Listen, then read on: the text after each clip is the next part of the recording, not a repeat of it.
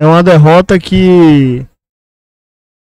Mais uma nesse script que cada vez mais se desenha, e é difícil de se falar isso, mas é uma derrota que se soma dentro de um script de um time que caminha firmemente para mais um rebaixamento para a Série B. Eu vou comentar a respeito da partida, mas assim, não dá... Cada rodada que passa, fica mais difícil de acreditar que esse time que venceu apenas 4 jogos de 24 partidas vá conseguir o milagre, que está cada vez mais se tornando um milagre, de vencer 8 jogos em 14. Em casa eram 8 jogos, 8 batalhas, 8 partidas para sair da zona de rebaixamento, para poder respirar fora da zona. No entanto, uma dessas 8 já foram. Já foi. Derrota hoje por 1-0 do Fluminense. Foi uma derrota doída, derrota de um time do Vitória muito perdido taticamente, de um time do Vitória com espírito de um time bagunçado, de um time que não conseguiu em nenhum momento na partida se organizar e se encontrar para poder vencer o jogo. E aí, assim, fazendo a análise geral da coisa, né?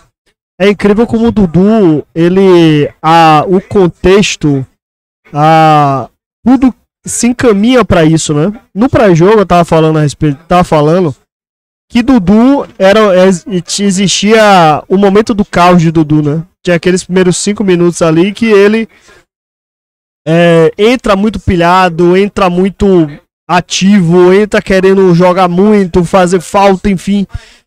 E ele, nesse jogo em específico, a primeira falta dele foi uma falta que ele foi cobrir o erro de Camutanga.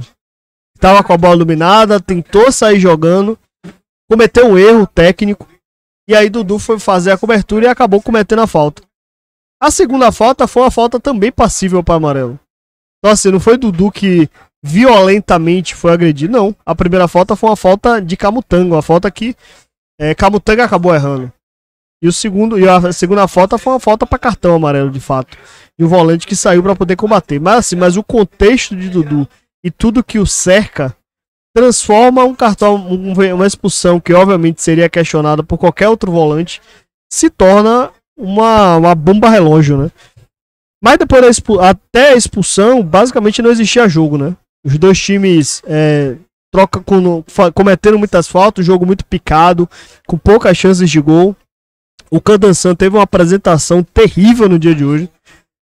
Muita falta, muito cartão, lances duvidosos pros dois lados. E até os 25 minutos o jogo se caminhava para isso. Se caminhava para um jogo truncado, para um jogo difícil, mascado. E dali pro segundo, a partir dos 25 minutos, o Fluminense dominou o jogo completamente. Amassou a Vitória obviamente teve que recuar. E aí veio a primeira decisão de Rodrigo Chagas.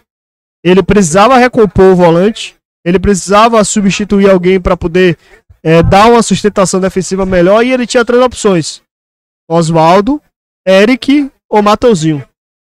Mateuzinho, meia. Eric, um cara que vem fazendo gol. E ele acabou optando por Oswaldo.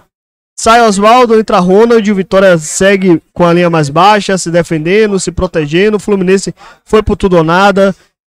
Tirou meia, tirou atacante, botou 2 atacantes, pressionou Vitória e saiu o gol. O gol de Hércules, pra mim, foi uma falha de leitura de jogo, leitura de finalização de Lucas Arcanjo. Antes da finalização, ele dá 2 passos pro lado direito para proteger a trave direita.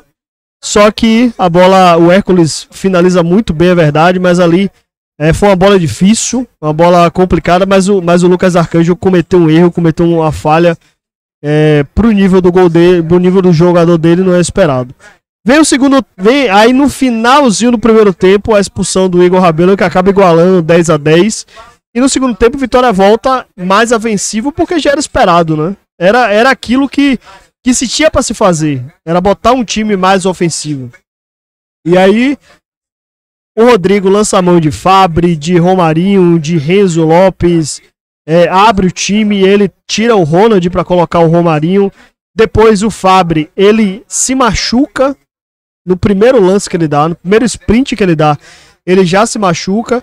E a gente não sabe se a substituição de Fabri foi para não agravar a lesão dele ou se a substituição de Fabri foi porque ele já estava machucado. Mas o fato é que o jogador sentiu e ele botou Renzo. O Vitória seguiu pressionando, só que no final faltou força, né? Faltou fôlego. Faltou realmente um time fisicamente melhor. Vitória não teve força no final para poder levar o perigo, para poder pressionar ainda mais. Vitória teve algumas boas oportunidades. O Eric no primeiro tempo ainda botou a bola na trave. O Romarinho finalizou no canto, o Fábio pegou. Teve mais dois lances de mais perigo do Vitória, que o Vitória criou mais chances, só que esbarrou em Fábio, né? Que é um grande goleiro. E esse resultado, assim, agora analisando de forma geral, com esse jogo de hoje, de um time do Vitória perdido, de um time do Vitória bagunçado, até antes do Dudu ser expulso, o Vitória estava deixando muito espaço pro Fluminense. O Fluminense, inclusive, ele veio pro jogo de forma totalmente diferente. O Fluminense veio com 4-2-4, veio com 4 atacantes atacando a linha defensiva do Vitória, porque existia mais uma vez, assim como existia diante do Fortaleza, um buraco no meio campo do Vitória para defender. E o Fluminense explorou isso o tempo todo. A condição que dava para poder explorar, explorou. Fica muito claro com o jogo de hoje que aquela vitória diante do Atlético Mineiro foi um suspiro. Foi uma vitória de um contexto, uma vitória de um fato novo, uma vitória de um time que precisava responder. E o jogo de hoje é o normal do Vitória. É a média do Vitória, é o jogo de hoje. Infelizmente, essa média não é o suficiente. O Vitória vai ter que tirar mais, da onde talvez não tenha mais da onde tirar. São 14 jogos, Vitória precisa vencer 8. Tá cada vez mais difícil acreditar que esse time de fato vá se recuperar. Tá cada vez mais difícil acreditar que de fato esse time do Vitória vai ter fôlego para poder brigar até o final.